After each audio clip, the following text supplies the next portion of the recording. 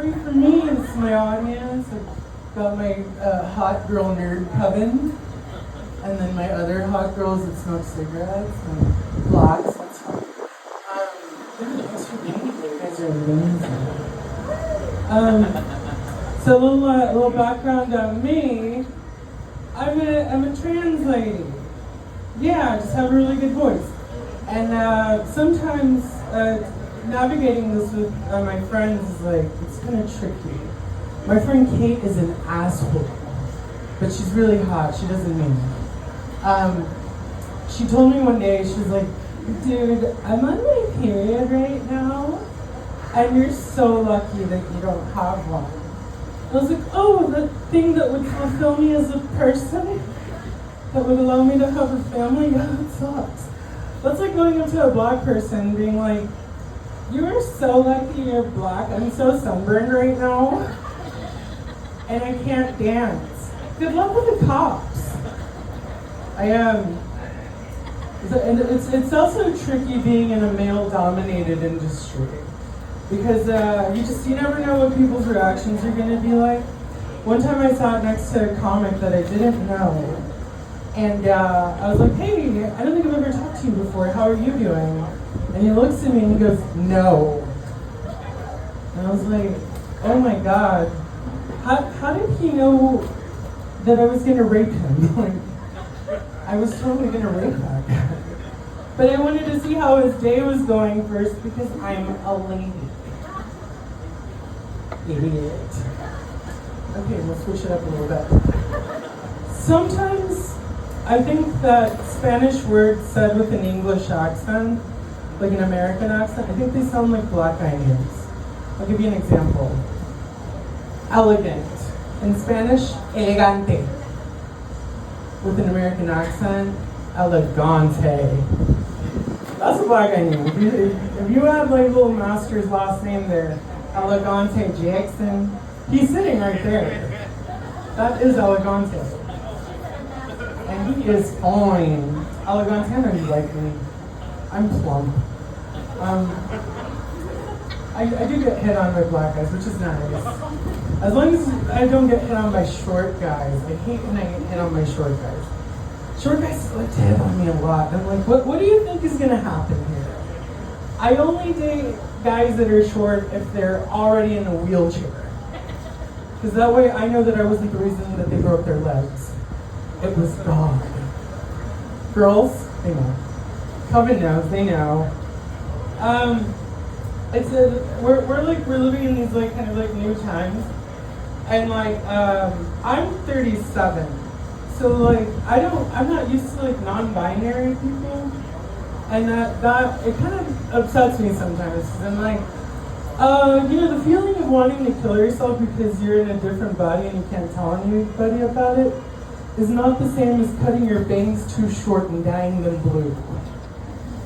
Fuck off, you non-faggot. Okay, let's go back to racism.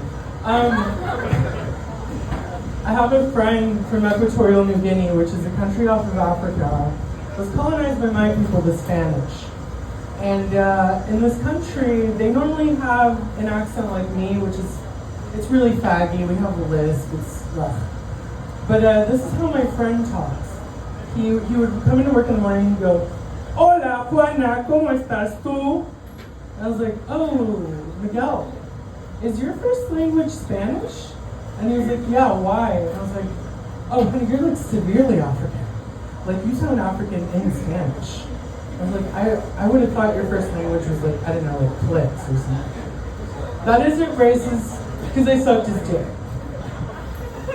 And after I swallowed his village for a week, I was just saying, Samira, mira,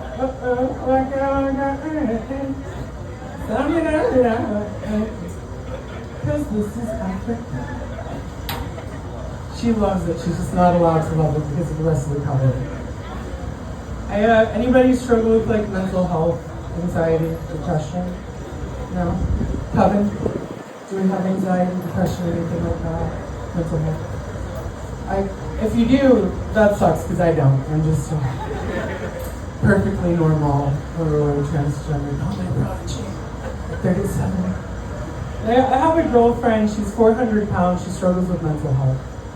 And she confided in me one day, she said, hey, I'm not feeling well and I'm checking myself into a psych ward. And I told her, that's good. You're taking action with your mental health. Like, you're not waiting on it. And she was, yeah, whatever. People keep telling me that, but what I want to do is walk my ass onto oncoming traffic. And I told her, don't say that, and don't you dare do that. You were just going to fuck up somebody's car.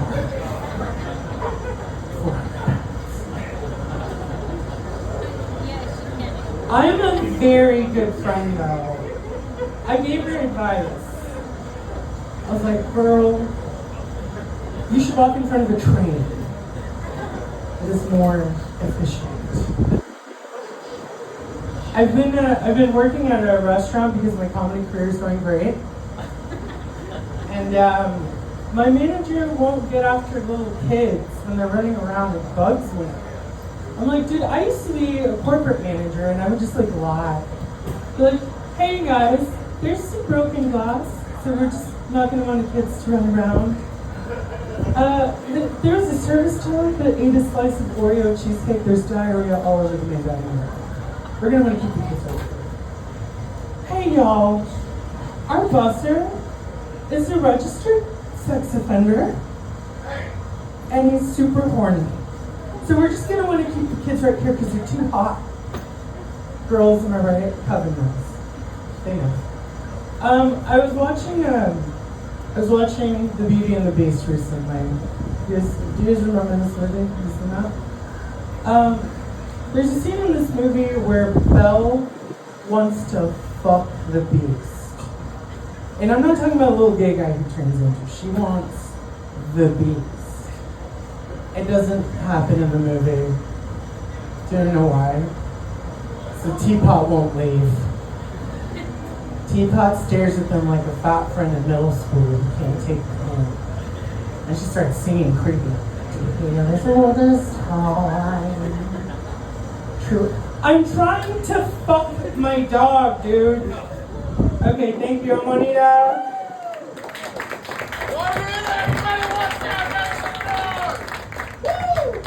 Keep the show moving right along. Be one of Austin's best surprises.